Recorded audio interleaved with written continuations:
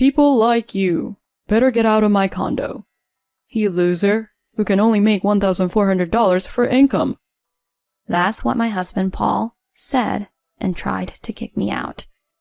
Normally, I would shrink back in fear, but I already made up my mind. Okay, but are you sure about that? When I told my husband something, his face turned pale all at once. My name is Joyce. I am a 30-year-old housewife. I am, however, a newlywed who just recently got married. I met my husband, Paul, at a blind date. He is 3 years older than me, but he is very patient, just like his age, and also was good-looking. He worked for a major company and was currently a section manager, so he was, for lack of a better word, a man with good conditions. And even without that, he was a very kind and gentle man, and I was attracted to him on the inside as well. We exchanged contact information, and we began to see each other, and after a few more times, we started dating. About a year into our relationship, he proposed to me. The place for the proposal was a fancy restaurant with a beautiful night view, although the location was a bit cliché. The restaurant was quite expensive, and the food was extremely delicious. I thought he might propose to me, but the meal was so good that I couldn't stop thinking about it. So, when he gave me the ring and asked me to marry him, he seemed incredibly surprised. I think he was really surprised because he told me later. I thought you might have found out, but seeing your reaction, Joyce, I was glad that the surprise seemed to have worked on you. So, like that, his proposal was a success, and I was satisfied, filled with happiness, as we were to get married. We then immediately went to greet each other's parents. Paul is pretty straightforward in his way of expressing love, so his greeting to my parents was amazing. I will make your daughter the happiest person in the world. Please, leave your daughter in my hands with peace of mind. He said these words so powerfully that my parents seemed to sense his sincerity. Paul, please take good care of my precious daughter. Seeing him shake hands firmly with my father, I was convinced that our future married life would be absolutely happy. After that, we successfully greeted his parents, completed the meeting of both families, and we had our wedding ceremony. The ideal wedding ceremony that we had planned together was well received by those who attended, and it became a very good memory. Then, our newlywed life began.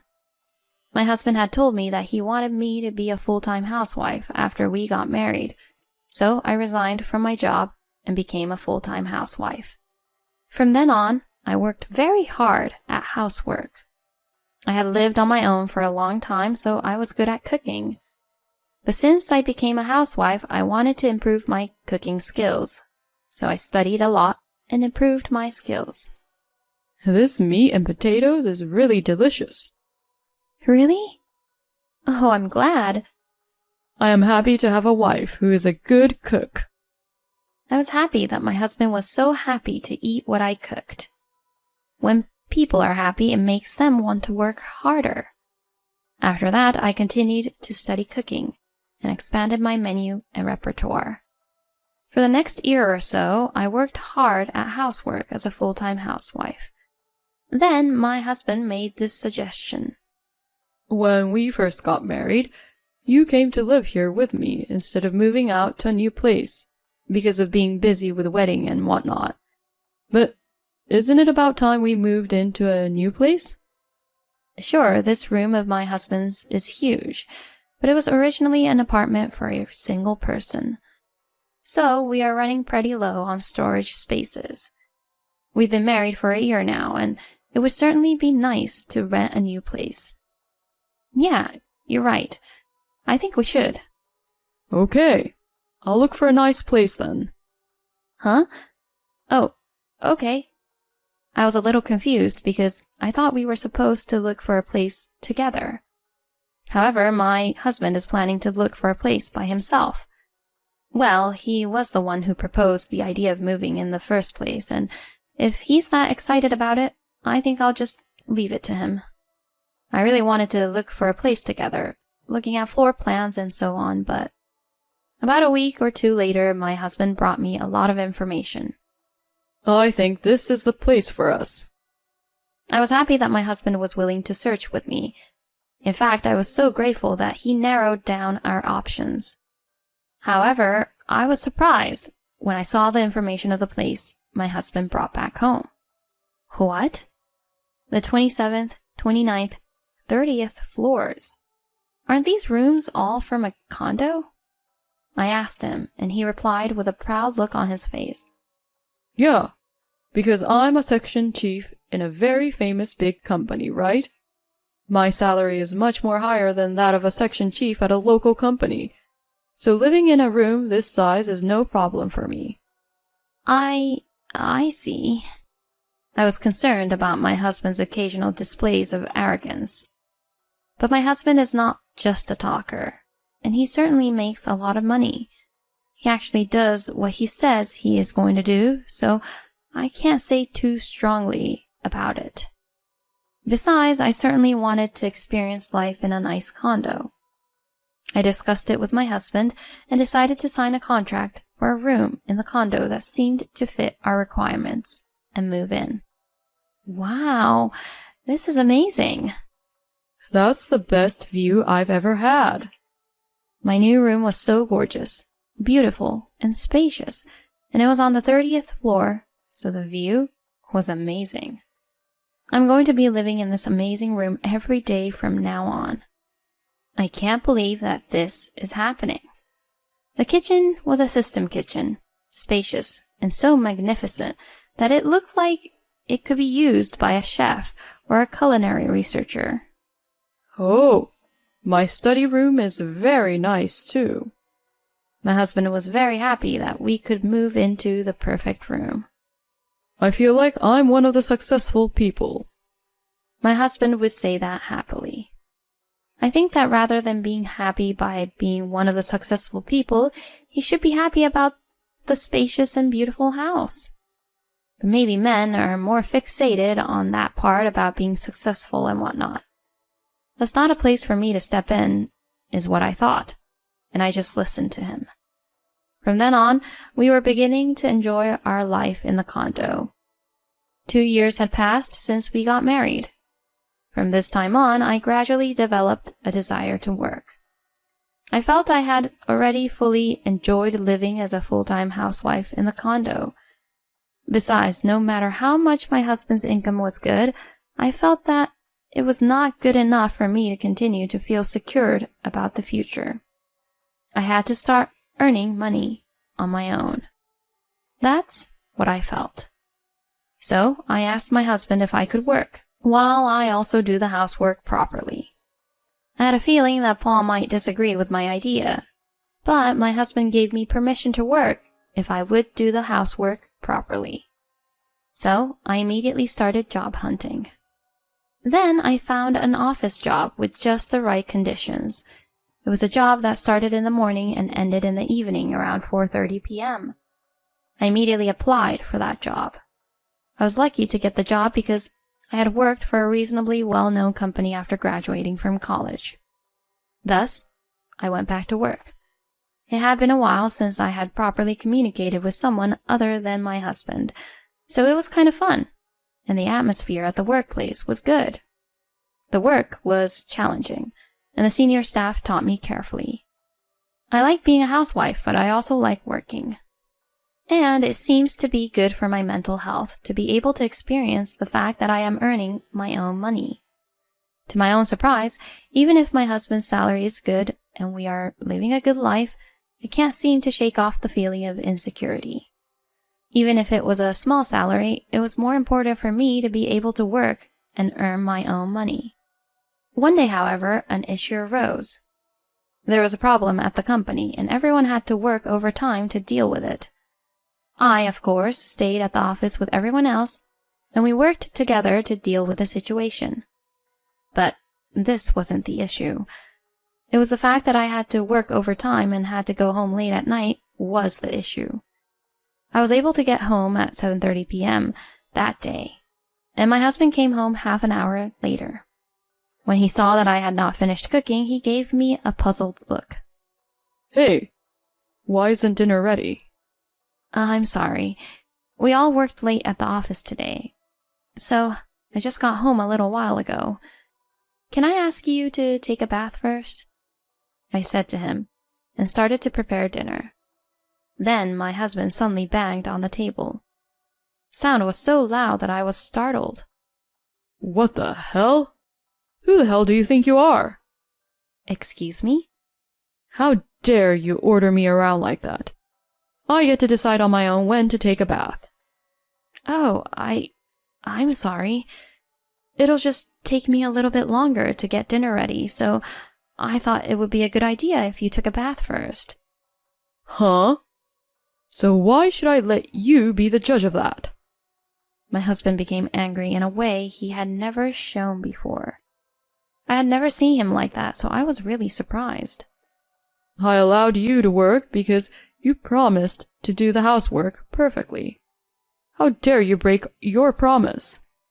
My husband's anger continued to grow, and all I could do was apologize.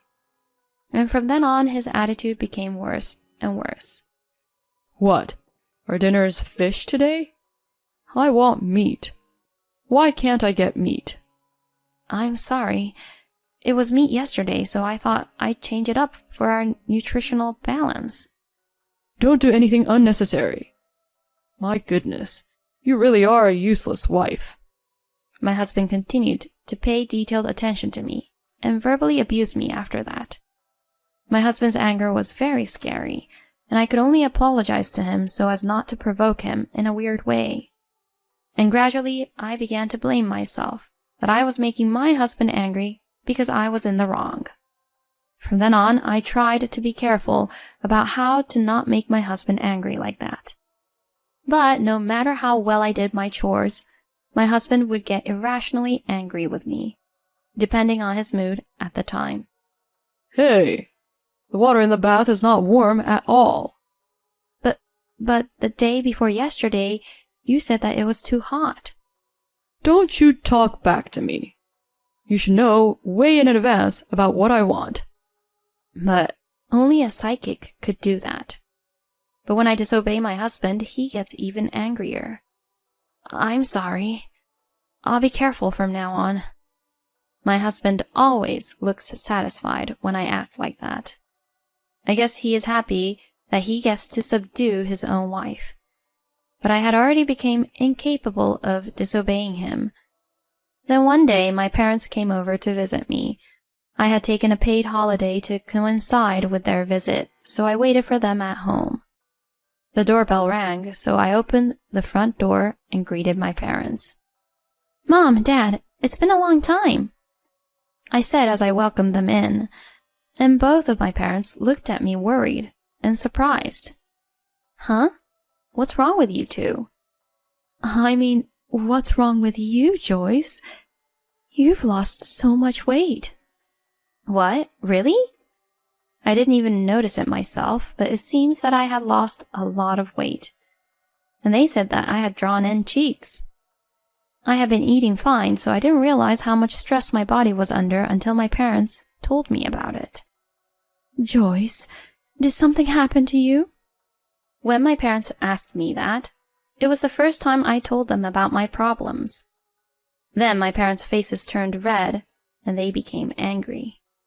What Paul is doing to you is moral harassment, isn't it? I will never forgive him for doing this to my daughter. What? Moral harassment? That was when I finally woke up. It seemed that my husband had brainwashed me little by little until now. My parents repeatedly told me that it was not my fault, and I was finally able to come to my senses. And I decided that I was ready to leave my husband. But at this point, I had no evidence whatsoever of my husband's moral harassment towards me. So that's why I have to record even a few of my husband's terrible remarks to me. My parents were worried about me and wanted me to come home with them now. But I decided to live here a little longer so that I could get some evidence at least. If I assume we are going to separate and going to get a divorce anyways, I can put up with the unreasonable things my husband says to me. And every time he says something unreasonable, I know I will have the upper hand in the divorce, so it will be bearable. After that, my husband has still been abusive and angry with me in ways that annoy me. I recorded each time and further documented it in my journal. Then I decided to look into something else that was bothering me. And I found out one thing. This was going to be a very good thing for my divorce. Then one day I had to work overtime again. So I was late getting home. But then I found out that my husband was coming home early only on such occasions when I'd come home late. Hey, you did it again. That's what my husband yelled at me when I came home. I'm sorry, I had to work late again. I told you I don't want any excuses. Saying that, my husband kicked the dining table. It made a terrible noise and the chair flew away, startling me so much that I let out a loud, "Ah!" My husband's face turned red and he was angry. You really are a useless wife, aren't you? People like you better get out of my condo. You're just a loser who can only make $1,400 for income. That's what my husband Paul said and tried to kick me out. Normally I would shrink back in fear, but I already made up my mind. I was frightened, but I did my best to talk back. Okay, but are you sure about that? Huh? About what? My husband looks at me with a puzzled look on his face. When I told him something, his face turned pale all at once. I'm recording your previous harassing remarks and saving them as evidence. Huh? All the data is ready to be sent to your parents and to your company. What? You're kidding, right? It's true. Besides, I have other evidence that you are actually having an affair. Huh? I said that and took out a photo of the evidence from my bag and showed it to him. Why do you have these photos? You can't get away with it now, you know. Even if I have to leave this place, I'll make it so that you won't be able to live in this world like how you were before. No way. Wait a minute. Let's calm down for once, okay? My husband, perhaps realizing that he was in a bad situation, said so. But I have nothing more to say. I am very calm. I can't stay in a marriage with an impatient, morally abusive cheater like you. I'll be the one to leave this house. I will demand alimony from you for both the emotional distress caused by your harassment and your affair. No way. I said that and started to pack up my belongings. Hey, are you really leaving? My husband's momentum from earlier suddenly disappeared, and he tried to hold me back with a tearful look on his face. But I wasn't afraid of him anymore. Yes, if I stay with you like this, I won't be able to go on anymore. That's why I'm leaving. I mean, you can be with your mistress now, so it should be a good deal for you. I'll take all the alimony I can get, though. With that, I went to the front door and put on my shoes. My husband collapsed from the spot and looked at me in a daze. Then I left the condo and got into a cab that took me to an empty business hotel. Then the next day, I had my parents pick me up in their car and take me back to my parents' house. After that, through my lawyer, I filed a claim for alimony against my husband and his mistress. I also filed a claim for compensation to my husband for moral harassment. Then I had the lawyer send a content-certified letter to my husband's workplace and my husband's parents' home, so my husband's moral harassment and affair spread around quickly. As a result, my husband's personal issues became a problem at his company and was demoted from section manager. In addition, his salary was reduced, and he was sent to a department in a local area working more in the factory, which required physicality more than working in an office. As a result, Paul had to terminate the lease of the condo. When his partner found out that I had filed a claim for compensation for moral harassment, she became afraid of Paul and disappeared from his life. Furthermore, Paul has been disowned by his parents and is now working in a local area all alone with no one by his side. The total amount of compensation for his harassment and his affair is substantial, so he cannot quit his job, and he is having a hard time with the daily stresses at working in the factory. On the other hand, I have been hired as a full-time employee at the company where I am currently working, and I am able to earn a steady income. I don't want to be in a relationship for a while, so for now, I'm going to focus on my job and get a promotion in the future. Thank you for watching until the end. Please subscribe to our channel. See you in the next video.